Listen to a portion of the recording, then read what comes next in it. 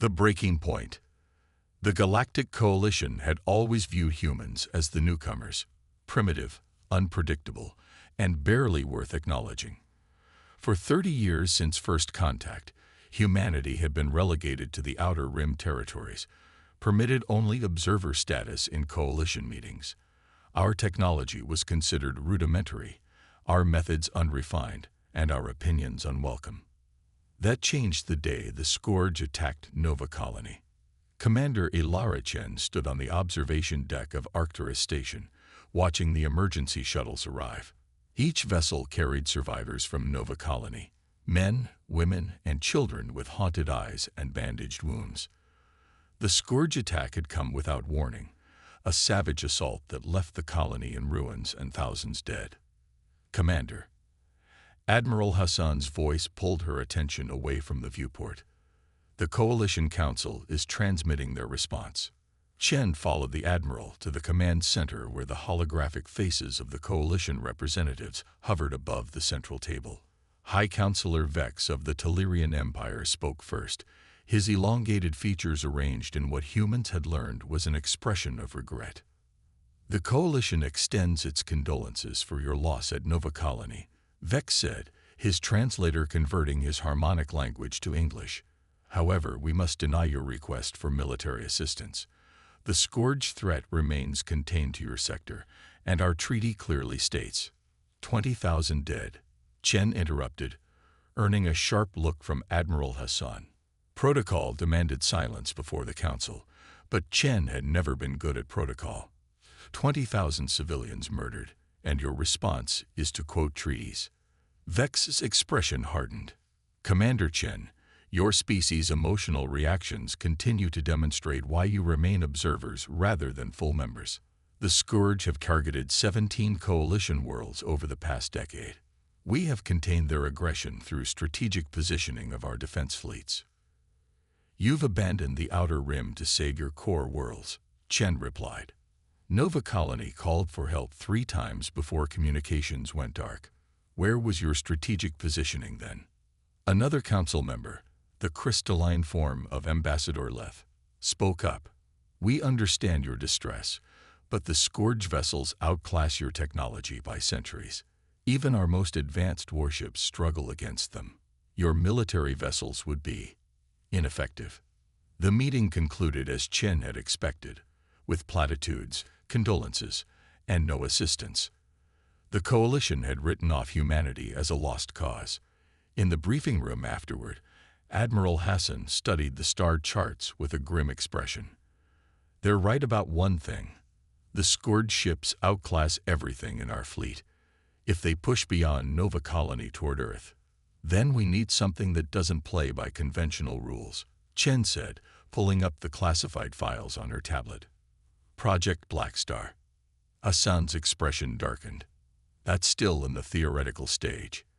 The drive system hasn't been fully tested, the weapons are experimental, and the whole configuration violates half a dozen laws of physics. It's also the only ship we have that might stand a chance, Chen replied. I've reviewed Dr. Lakshmi's research. The quantum displacement drive could give us the edge we need. Or tear the ship apart the moment you engage it, Hassan countered. Even if it works, what's your plan? Take on the entire Scourge Armada alone. Chen pulled up the intelligence reports from Nova Colony. The survivors described something interesting. The Scourge flagship, it's different from the others. Our analysis suggests it's a command vessel. Take it out, and we might disrupt their entire attack formation. The Admiral stared at her for a long moment. You realize this is a suicide mission.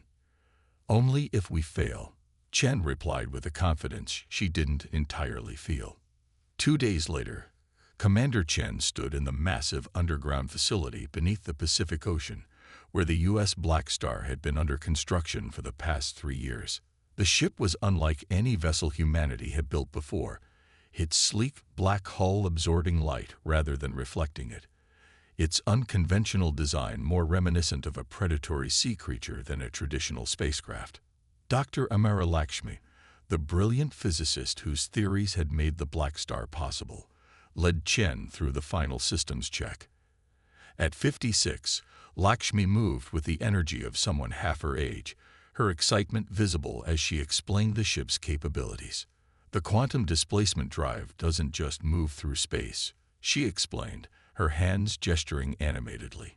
It temporarily shifts the ship partially outside normal spacetime, allowing for movements that would otherwise be impossible. In theory, this should make the Blackstar nearly impossible to track on conventional sensors. And the weapons systems? Chen asked, studying the bridge controls. Equally unconventional, Lakshmi replied with a hint of pride. Instead of standard energy weapons, we've developed what we call phase disruptors. They create localized distortions in the target's molecular structure. Essentially, they make matter forget how to be matter. Lieutenant Commander Jackson Wei, Chen's executive officer, looked skeptical. Has any of this actually been field tested? There hasn't exactly been time, Lakshmi admitted. We've run thousands of simulations, but we're going to be the test pilots, Wei finished. Chen moved to the center of the bridge, running her hand along the captain's chair. How soon can she be ready to launch? 72 hours for final calibrations, Lakshmi said. But Commander, you should know, the coalition representatives have been pressuring Earth government to shut down this project. They claim we're violating technological development treaties. Let me worry about the coalition, Chen replied. Just get this ship ready to fly. The next 3 days passed in a blur of preparations, crew selections, and covert planning. The mission was classified at the highest levels. Officially, the Blackstar didn't exist, and the planned incursion into Scourge territory was never authorized. If they failed, Earth would disavow all knowledge of their actions to preserve the fragile relationship with the coalition. Chen handpicked her crew, not the highest-ranking officers available, but the ones she trusted to think outside conventional military doctrine. Engineers who could improvise repairs with whatever was available. Tactical officers who understood that sometimes the rulebook needed to be thrown out the window. Scientists who could analyze and adapt to new information in the heat of battle. On the night before launch, Chen found Wei in the ship's mess hall, studying the limited intelligence they had on Scourge vessels. Having second thoughts, she asked, sliding into the seat across from him. Wei looked up, his expression serious. Just trying to find a weakness. Their hull composition seems to adapt to energy weapons, their maneuverability exceeds our best fighters, and their weapons tear through our strongest shields like they're not even there. There's always a weakness, Chen said. We just haven't found it yet. And if there isn't? Chen considered the question. Then we make one. At dawn, the massive underwater doors opened, and the Blackstar rose from the depths of the Pacific Ocean, water cascading from its dark hull. For a brief moment, it hovered above the waves, its unconventional form catching the first rays of sunrise. Then, with a flash of energy that momentarily outshone the rising sun, the U.S. Blackstar engaged its quantum displacement drive and vanished from Earth's skies. The mission to save humanity had begun, with no guarantee of return. The reckoning. The journey to Scourge territory took 30 hours, a distance that would have required weeks for conventional starships. Inside the Blackstar, the crew worked in tense silence, each person acutely aware that they were venturing where no human vessel had survived before. In her private quarters, Commander Chen reviewed the final transmissions from Nova Colony. The images were harrowing. Massive Scourge vessels descending from the clouds, their organic-looking hulls bristling with weapons that reduced buildings to ash in seconds. The colonists had barely had time to reach emergency shelters before the bombardment began. A soft chime at her door interrupted her thoughts. Dr. Natalia Kuznetsov, the ship's science officer, entered with a data tablet in hand. Commander, I've been analyzing the sensor data from Nova Colony, and I found something interesting, she said, placing the tablet on Chen's desk. The Scourge ships emit a unique energy signature before they fire their main weapons, a brief surge in the gamma spectrum that our conventional sensors weren't designed to detect. Chen studied the readings. Could we use this to predict their attacks? Give us a few seconds of warning. Better than that, Kuznetsov replied, her eyes bright with discovery. I believe we could use the Blackstar's phase disruptors to target that specific energy frequency. If we time it correctly, we might be able to destabilize their weapon systems before they fire. For the first time since leaving Earth, Chen felt a flicker of hope. It wasn't much, but it was something. A potential advantage in what had seemed an impossible battle. The ship's AI announced their approach to scourge space 6 hours later. Chen gathered her senior officers on the bridge, the tension palpable as the main view screen displayed the swirling nebula that marked scourge territory. We'll drop out of quantum displacement at these coordinates, Chen said, indicating a point just outside the nebula. Passive sensors only. We need to locate the command ship without alerting their patrols. Lieutenant Mira Patel, the ship's tactical officer, spoke up. And once we find it, we hit it hard and fast, Chen replied. Dr. Kuznetsov has identified a potential weakness in their weapon systems. We'll coordinate our attack to exploit it, disable the command vessel, and extract before their fleet can respond. We gave her a skeptical look. That's optimistic. Optimism is all we've got, Chen countered. Any questions? There were none.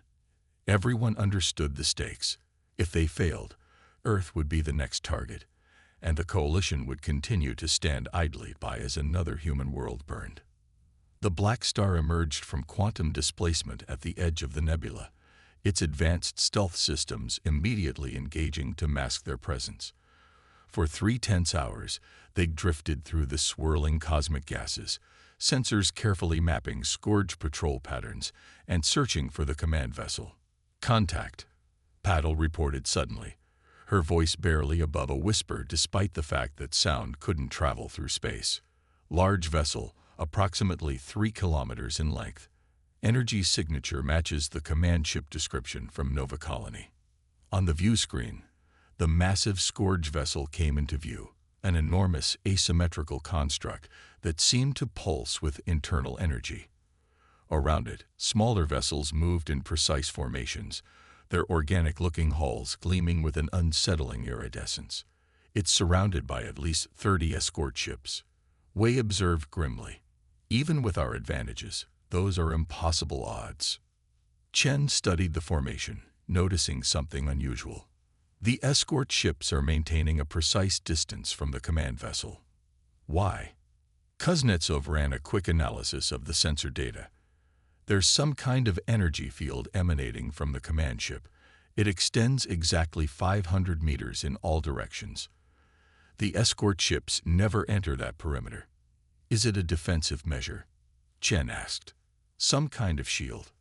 No, Kuznetsov replied, her expression shifting to one of surprise. It's actually the opposite. The field is highly unstable. My guess is that it's a byproduct of whatever powers their main weapons. The escort ships stay clear because it would damage them. Chen exchanged a look with Wei, a plan already forming. Then that's our way in. If we can survive that energy field long enough to get close, we might be able to target the source directly. The Blackstar's hull wasn't designed to withstand that kind of energy exposure, Chief Engineer Rashid warned. We might get 30 seconds before critical systems start failing. 30 seconds is all we need, Chen replied. Prepare the phase disruptors and plot a direct course for the command ship. We go in at maximum speed, fire everything we have at the power source, and get out before they can respond. The bridge fell silent as everyone contemplated the audacity, or perhaps the insanity, of the plan. Then, one by one, they returned to their stations, preparing for what might be their final mission. Quantum displacement drive ready, the navigator reported. Phase disruptors charged and locked on target, Patel confirmed. Chen took a deep breath, her hand hovering over the command console. Remember, no matter what happens here today, we're making a statement. Humanity will not be dismissed. We will not be abandoned. And we will not go quietly. She pressed the control. Execute. The Blackstar surged forward, engaging its quantum displacement drive for a microsecond jump that placed it directly within the energy field surrounding the Scourge command ship. Alarms immediately blared across the bridge as the ship's systems registered the intense energy battering their hull. Hull temperature rising rapidly, Rashid reported, his fingers flying across his console, rerouting emergency power to shields. On the view screen, the massive command ship loomed before them, its surface bristling with weapons that were beginning to orient toward the unexpected intruder. "They're powering up their main cannons," Huttl warned. Detecting the gamma surge, Dr. Kuznetsov identified. "Target that energy signature and fire all disruptors," Chen ordered. The Blackstar's experimental weapons activated, sending invisible waves of phase-disrupting energy directly into the heart of the Scourge vessel. For a moment, nothing seemed to happen. Then, abruptly, ripples of destructive energy began cascading across the command ship's hull. "Direct hit," Patil exclaimed. "Their power systems are destabilizing." The effects were more dramatic than anyone had anticipated. The energy field surrounding the command ship began to collapse inward, feeding back into the vessel's systems in a catastrophic chain reaction. Explosions blossomed across its surface as internal systems failed. "The escort ships are moving to intercept," Wei reported urgently. 20 seconds until they're in weapons range." Chen made a split-second decision. "Divert all remaining power to the quantum drive. Get us out of here." The Blackstar shuddered as its damaged systems struggled to comply. On the view screen, the Scourge command ship was coming apart, massive sections of its hull breaking away as internal explosions continued to tear through its structure. "Quantum drive engaged," the navigator announced as the stars on the view screen blurred into streaks of light. The last thing Chen saw before they jumped was the Scourge escort ships breaking formation, their movements suddenly erratic and uncoordinated, just as she had hoped. Without the command vessel to direct them, their fearsome coordination had dissolved into chaos. The journey back to Earth was a desperate race against time. The Blackstar systems had been severely damaged by the energy field, and emergency repairs could only do so much. By the time they reached Earth orbit, the ship was operating on minimal power, with half its systems offline. But the data they brought back changed everything. In the weeks that followed, Earth analysts pored over the sensor readings from the mission, developing new weapons and defenses based on the vulnerabilities the Blackstar had discovered. The Scourge attacks on human colonies ceased abruptly. Whether due to the loss of their command ship or simply to regroup, no one could be certain. More surprisingly, the Galactic Coalition requested a formal meeting with Earth's representatives. This time, Commander Chen stood not as a silent observer, but as an honored guest. High Counselor Vex addressed her directly, his tone notably different from their last encounter. "Commander Chen, the Coalition has reviewed the data from your mission against the Scourge command vessel. We must acknowledge that your unconventional approach achieved what our conventional forces could not." Chen maintained a diplomatic expression, though she couldn't entirely suppress a hint of satisfaction. "Humanity has always had to innovate to survive, Counselor. Sometimes the most effective solutions come from unexpected directions." "Indeed," Vex replied. "The Coalition has voted unanimously to offer Earth full membership status with immediate effect. Your perspective would be valuable in our ongoing conflict with the Scourge." Later, as Chen stood on the observation deck of Arcturus Station, watching Coalition engineers examining the damaged Blackstar with open admiration, Admiral Hassan joined her. "The quantum displacement drive is being integrated into our new defense fleet," he said. "The Coalition is actually asking for our technical specifications now. Funny how quickly things change." Chen nodded, her gaze fixed on the stars beyond the viewport. "They needed to see that we weren't just primitive newcomers to be tolerated. Sometimes you have to break the rules to earn respect." "And what happens when the Scourge return?" Hassan asked. "They will, you know. We destroyed one command ship, but their civilization spans dozens of systems." Chen turned to face him, a determined smile crossing her features. "Then we'll be ready. And next time, we won't be fighting alone." As if to emphasize her point, a coalition warship glided past the station window, its alien design now complemented by distinctly human modifications, proof that sometimes it takes an outsider's perspective to change the course of a war. The U.S. Blackstar's legacy would live on in a new generation of ships, and humanity's voice would finally be heard among the stars.